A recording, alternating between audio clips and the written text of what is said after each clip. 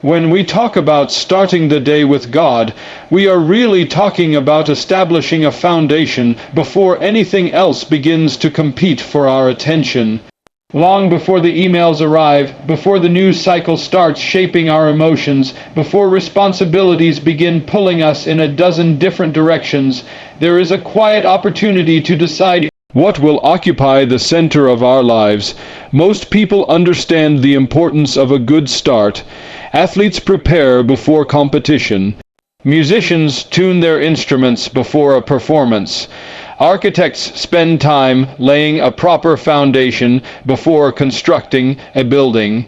Yet many of us step into the complexity of life without first orienting ourselves spiritually. We rush into activity before we have found direction. We seek productivity before we seek purpose.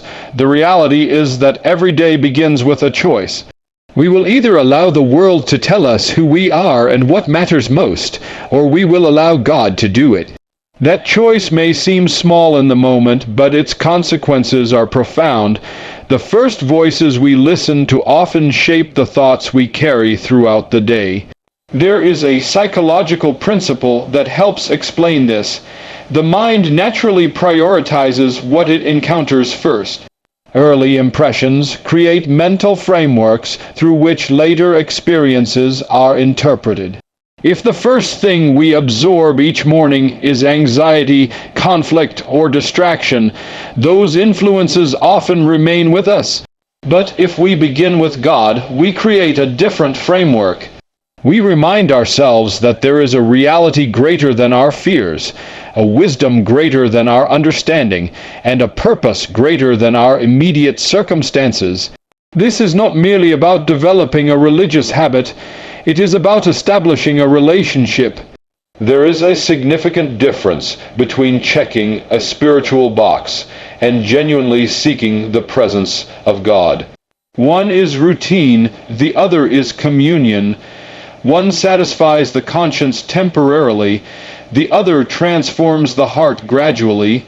Consider how relationships grow in every area of life. Meaningful relationships require attention, they require communication. They require time. No one expects a friendship to deepen without conversation. No one expects a marriage to flourish without connection. Yet many people desire a strong relationship with God, while giving Him only the leftovers of their attention. Starting the day with God is a practical way of saying, before I engage with everything else, I want to engage with you. Philosophically, this touches on one of humanity's deepest questions. What stands at the center of our existence? Every person organizes life around something. For some, it is success. For others, it is pleasure, security, recognition, or control. The problem is that all of these centers are unstable. Success can disappear. Security can be threatened. Recognition can fade. Control is often an illusion. God alone provides a center that remains constant. His character does not change with circumstances. His truth does not fluctuate with cultural trends. His purposes are not shaken by economic uncertainty, personal disappointment, or global instability. When we begin our day with Him, we are anchoring ourselves to something eternal rather than temporary. This is why people who genuinely walk with God often display a remarkable steadiness. It does not mean they are free from difficulties. It does not mean they never experience sorrow, stress, or disappointment. It means their lives are rooted in something deeper than their circumstances. Their peace is connected to a person rather than a situation. Starting the day with God also cultivates humility. It reminds us that we are not self-sufficient. Modern culture often celebrates independence as the highest virtue. We are told to rely on ourselves, trust ourselves, and create our own truth. Yet human experience repeatedly demonstrates the limits of self-reliance. We are finite creatures. Our knowledge is incomplete. Our strength has boundaries. Acknowledging God at the beginning of the day is not a sign of weakness. It is a recognition of reality. It is the wisdom to understand that we were never meant to carry life's burdens alone. It is the courage to admit that we need guidance beyond our own understanding. And something remarkable happens when a person consistently starts the day this way. Their priorities begin to change, their perspective begins to expand, their reactions become less impulsive. Their hearts become more sensitive to what truly matters. The day may still contain challenges, but those challenges are approached from a different position. Instead of beginning with pressure, they begin with purpose. Instead of beginning with fear, they begin with faith. The question is not whether something will shape your day. Something always will. The real question is whether you will allow the changing voices of the world to shape it, or the unchanging voice of God. Start with God, and you start with what matters most. Everything else can then find its proper place. Once we have established the habit of beginning the day with God, a second benefit naturally follows. We place ourselves in a position to receive direction and wisdom for the day ahead. This is where faith moves beyond comfort and becomes deeply practical. It begins to influence not only how we feel, but how we think, choose, and act. One of the greatest challenges of human life is decision making. Every day we are confronted with choices. Some are small and seemingly insignificant. Others have consequences that can shape relationships, careers, families, and futures. The difficulty is not simply that we have decisions to make. The difficulty is that we rarely possess complete information. We see only part of the picture. We understand only a fraction of what is taking place around us. This limitation is one of the fundamental realities of being human. We live with uncertainty. We make judgments based on incomplete knowledge. We attempt to predict outcomes we cannot fully foresee. Much of the anxiety people experience is rooted in this fact. We want certainty, but life often provides ambiguity. We want guarantees, but we are frequently faced with possibilities. This is why beginning the day with God is so significant. It reminds us that while our understanding is limited, His is not. While we see fragments, He sees the whole. While we are confined to the present moment, He stands beyond time itself. From a psychological perspective, this changes the way we approach problems. People who rely solely on their own understanding often become trapped in cycles of overthinking. They analyze every possibility, rehearse every potential outcome, and exhaust themselves trying to eliminate uncertainty. Yet, the more they attempt to control every variable, the more overwhelmed they become. Seeking God's wisdom interrupts that cycle. It does not eliminate the need for thoughtful planning or responsible action. Faith is not an excuse for intellectual laziness. Rather, it places our thinking within a larger framework. It allows us to acknowledge that there are limits to our knowledge and that true wisdom involves recognizing those limits. This distinction between knowledge and wisdom is crucial. Knowledge is the accumulation of information. Wisdom is the ability to apply truth correctly. A person may possess extraordinary intelligence and still make destructive decisions. History is filled with brilliant individuals who lacked wisdom. They understood facts but misunderstood life. Wisdom begins when we see reality as it truly is. And according to Scripture, the beginning of wisdom is found in a right relationship with God. Why? Because wisdom is not merely about solving problems. It is about understanding purpose. It is about seeing our lives within the context of God's design. When we start the day with God, we invite His perspective into our decision-making process. We ask questions that go beyond convenience or personal advantage. We begin asking what is right, what is true, what is loving, what is honorable, and what aligns with God's will. Those questions often lead us in a different direction than our instincts would choose. Consider how often human beings make decisions based on immediate emotion. Anger demands a response, fear urges retreat, pride seeks recognition, envy distorts judgment. These emotions are powerful, and they can easily dominate our thinking if left unchecked.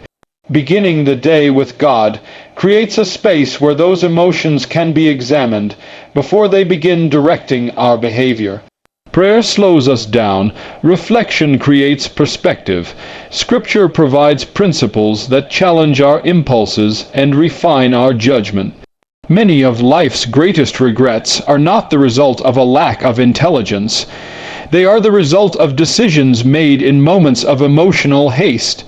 A harsh word spoken in anger, a compromise made under pressure, a relationship neglected because of misplaced priorities. Wisdom protects us from these dangers by teaching us to see beyond the moment. There is also a philosophical dimension to this.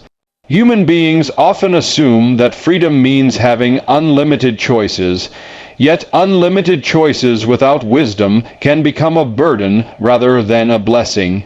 The modern world offers more options than any generation in history, yet many people feel more confused than ever. The problem is not a lack of options. The problem is a lack of direction. Direction comes from knowing where you are going, and you cannot know where you are going unless you understand why you are here. This is where God's guidance becomes indispensable. He does not merely help us choose between alternatives, He reminds us of our ultimate purpose. He aligns our daily decisions with eternal realities. As a result, even ordinary choices take on greater significance. Work becomes more than earning a living. Relationships become more than social connections. Challenges become opportunities for growth. Success becomes stewardship rather than self-glorification. Over time, a person who consistently seeks God's wisdom develops a different kind of confidence.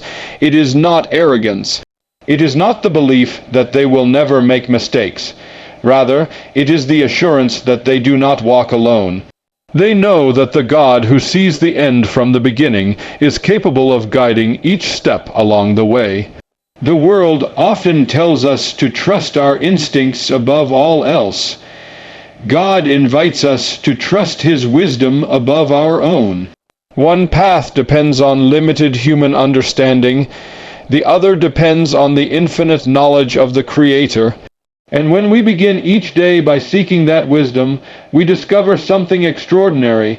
The clearest path forward is often found not in looking harder at our circumstances, but in looking first to God. Seek His direction before you seek your own, and you'll find a wisdom that outlasts every uncertainty. As we learn to begin the day with God and seek His direction, another transformation begins to take place, one that many people are searching for, but often struggle to find. We begin to experience a deeper sense of peace and confidence, not the fragile kind that depends on favorable circumstances, but something far more durable. Something that remains steady even when life becomes uncertain. Peace is one of the most misunderstood concepts in our culture. Many people define peace as the absence of problems. They imagine that if they could eliminate enough difficulties, resolve enough conflicts, or gain enough control over their circumstances, they would finally experience lasting calm. Yet experience tells us otherwise. There are people with wealth who have no peace.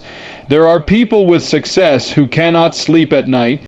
There are people surrounded by opportunity who remain deeply anxious. If peace were simply the result of favorable conditions, then these individuals would be among the most peaceful people on earth. Yet many are not. The reason is simple. Human beings were never designed to find ultimate security in circumstances because circumstances are always changing. What brings comfort today can disappear tomorrow. What seems stable this year may be uncertain next year. If our peace depends entirely on external conditions, then our peace will always be vulnerable.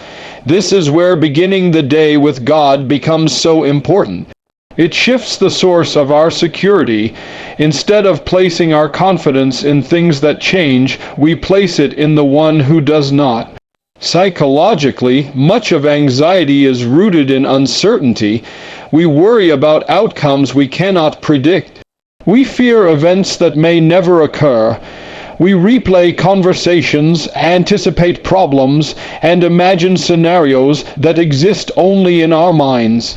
The human brain is remarkably capable of creating distress long before any actual danger arrives. In many cases, people are not suffering from present realities as much as they are suffering from future possibilities. This is not a new problem. Human beings have wrestled with uncertainty throughout history. What has changed is the sheer volume of information surrounding us. We are constantly exposed to alarming headlines, economic concerns, political conflicts, social tensions, and personal pressures. Our minds are bombarded with reasons to worry. The result is that many people begin their day already carrying a burden. Before they have spoken a word of prayer, before they have reflected on any spiritual truth, they have already absorbed fear, comparison, and stress from the world around them. Beginning the day with God interrupts that pattern. It creates a sacred moment in which we remember that our lives are not ultimately governed by headlines, markets, public opinion, or circumstances. They are held in the hands of a sovereign God. That realization does not make challenges disappear, but it changes our relationship to them. Think about the difference between facing a storm alone and facing a storm with someone you trust completely. The storm itself may remain unchanged, the wind still blows, the rain still falls, yet your experience of the storm is profoundly different because you are no longer carrying the burden by yourself. Faith operates in a similar way. One of the deepest truths of the Christian life is that God does not merely provide instructions from a distance. He provides His presence. This distinction matters. Information can help us understand a situation, but presence gives us strength to endure it. Many people are searching for certainty when what they truly need is confidence. And confidence is not the same thing as certainty. Certainty means knowing exactly what will happen. Confidence means trusting God even when you do not. The person who waits for complete certainty before experiencing peace will wait forever. Life simply does not provide that level of predictability, but the person who trusts God's character can experience peace in the middle of unanswered questions because their confidence rests in who God is rather than in what they know. Philosophically, this touches one of humanity's oldest struggles, the desire for control. We naturally want to manage outcomes, predict events, and secure our futures. Yet much of life remains beyond our control. No amount of intelligence, planning, or effort can completely remove uncertainty. The attempt to control everything eventually becomes exhausting because it asks us to carry a burden we were never designed to bear. Faith offers an alternative. It invites us to exchange the illusion of control for the reality of trust. This does not mean passivity. It does not mean avoiding responsibility. We still work diligently, plan wisely, and make thoughtful decisions. But we do so with the understanding that ultimate control belongs to God. That realization frees us from the impossible task of carrying the weight of the entire world on our shoulders. And there is something deeply liberating about that. When a person begins each morning in God's presence, they are reminded of truths that the world constantly tries to make them forget. They are reminded that their worth is not determined by performance, their future is not determined by fear, their identity is not determined by public opinion, their hope is not determined by current circumstances. They belong to God. That truth produces a quiet strength. It creates stability beneath the surface of life. It allows a person to face difficulties without being defined by them. It enables courage in uncertainty, patience in hardship, and perseverance in seasons of waiting. The world offers temporary distractions from anxiety. God offers lasting peace in the midst of it. And when you begin each day in His presence, you discover that true confidence is not found in knowing what tomorrow holds. It is found in knowing who holds tomorrow. As we begin our days with God, seek His wisdom, and experience the peace that comes from trusting Him, another change begins to emerge, often more quietly, but no less powerfully. Our hearts begin to fill with gratitude, and our lives begin to recover a sense of purpose. These two realities are deeply connected. In many ways, they answer two of the most important questions a person can ask: what do I have, and why am I here? Modern life has made it surprisingly difficult to answer either question well. We live in a culture that constantly directs our attention toward what is missing. Advertising, social media, and even everyday conversations often revolve around lack. We are encouraged to focus on what we do not possess, what we have not achieved, where we have fallen behind, and how someone else appears to be doing better than we are. The result is a subtle but powerful form of dissatisfaction. A person can have much and still feel empty because their attention is fixed on what they believe they lack. This is one of the great paradoxes of human nature. Prosperity does not automatically create gratitude. In fact, gratitude is rarely the result of circumstances alone. It is primarily a matter of perspective. This is why starting the day with God is so important. Before the world has a chance to define reality through comparison and competition, we are reminded of a deeper truth. We are reminded of God's faithfulness. We remember His provision. We recognize blessings that are easily overlooked in the rush of daily life. Gratitude begins when we stop treating gifts as entitlements. When people begin to assume they deserve everything they have, thankfulness disappears. What was once seen as a blessing becomes an expectation. What once inspired appreciation becomes ordinary. Yet when we recognize that life itself is a gift, our perspective changes. The ability to wake up, to breathe, to think, to love, to work, to learn, to grow, and to experience another day, these are not small things. They are extraordinary realities that we often take for granted simply because they are familiar. Psychological research has repeatedly demonstrated the transformative effects of gratitude. Grateful people tend to experience greater resilience, stronger relationships, and a more positive outlook on life. Gratitude changes attention. It trains the mind to notice what is present rather than obsess over what is absent. But the Christian understanding of gratitude goes even deeper. It is not merely a mental exercise or a technique for emotional well-being. It is a response to God Himself. We are grateful not only because of what we have received, but because of the one from whom it comes. That distinction matters. Circumstances can change, blessings can fluctuate, seasons of abundance can give way to seasons of difficulty. If gratitude depends entirely on favorable conditions, it will disappear when hardship arrives. But gratitude rooted in God's character remains even when life becomes challenging. This is why some of the most grateful people in history were not necessarily those with the easiest lives. They had learned to anchor their thankfulness in God's faithfulness rather than in temporary circumstances.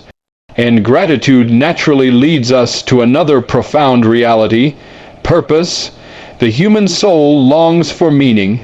We can see this desire throughout history and across every culture. People want to know that their lives matter. They want to believe that their actions have significance beyond immediate survival or personal success.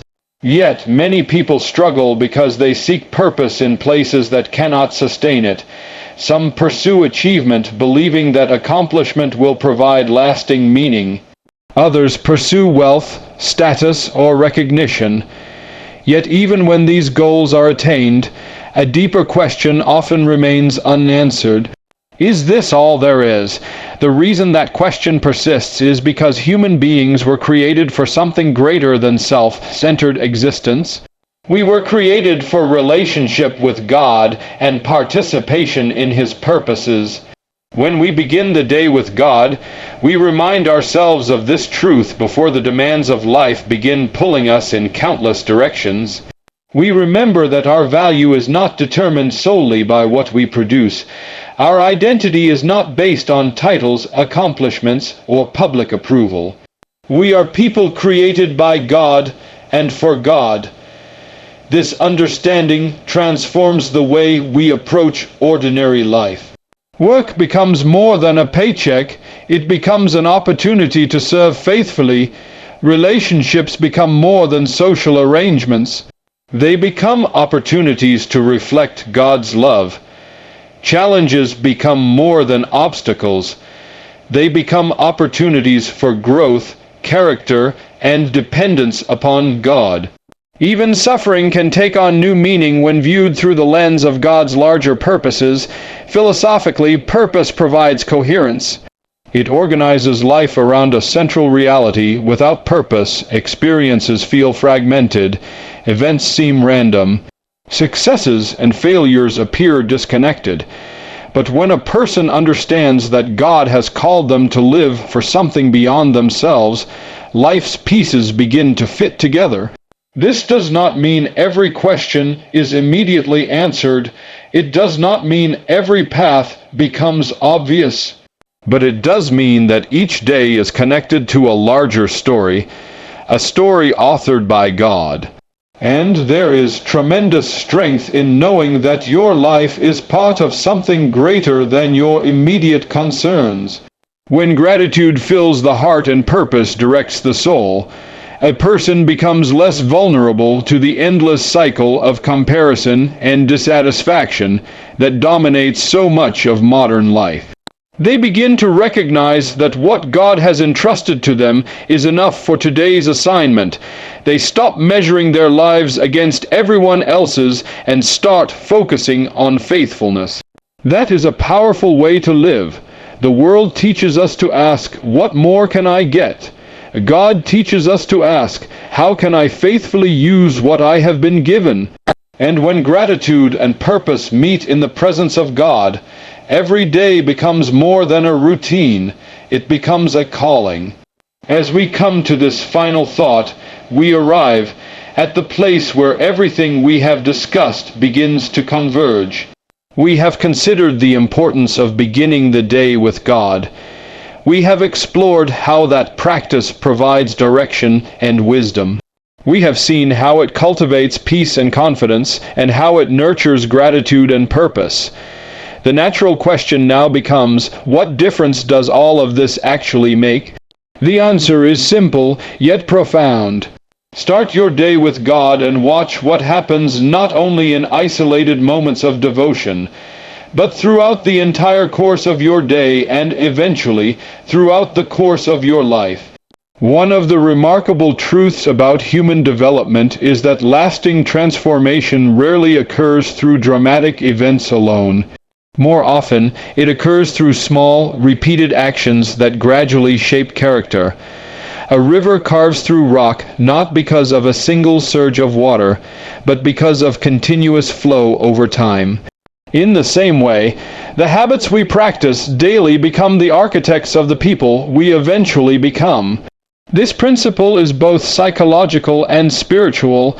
Every repeated action strengthens certain patterns of thought, emotion, and behavior. What we consistently focus on becomes easier to focus on. What we consistently value becomes more deeply rooted within us. Over time, our habits stop feeling like actions we perform and begin becoming part of our identity. That is why beginning the day with God is so powerful. It is not merely influencing a few minutes each morning. It is influencing the trajectory of an entire life. Many people underestimate the cumulative effect of spiritual disciplines because the results are often gradual. They expect immediate transformation. They want instant answers, instant peace, instant growth. But God's work in a person's life is frequently more like the growth of a tree than the flash of lightning. It develops steadily, often unnoticed in the moment, yet unmistakable over time. A person who starts each day with God may not notice dramatic differences after one morning. But after months and years, they often become a different kind of person. They become less reactive and more thoughtful, less anxious and more trusting, less self-centered and more compassionate, less driven by impulse and more guided by conviction. These changes are not accidents. They are the result of repeatedly placing the heart and mind under God's influence. Psychologists often speak about the power of attention. What we repeatedly attend to shapes our perception of reality. If a person constantly focuses on threats, they begin to see danger everywhere. If they constantly focus on comparison, they begin to feel inadequate. If they constantly focus on resentment, bitterness begins to grow. The opposite is also true. When we consistently direct our attention toward God, our perspective changes. We begin noticing opportunities where we once saw only obstacles. We begin recognizing blessings that previously escaped our attention.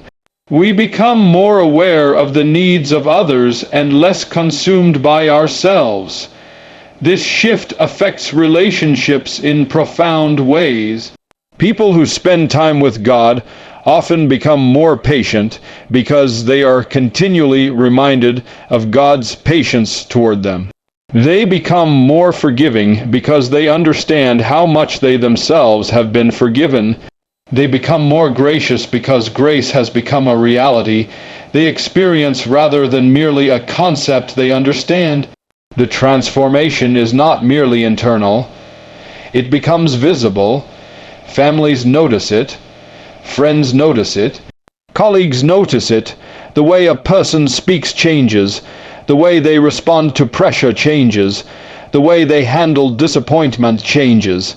The way they treat other people changes. This is one reason Jesus spoke so often about fruit. Fruit is evidence.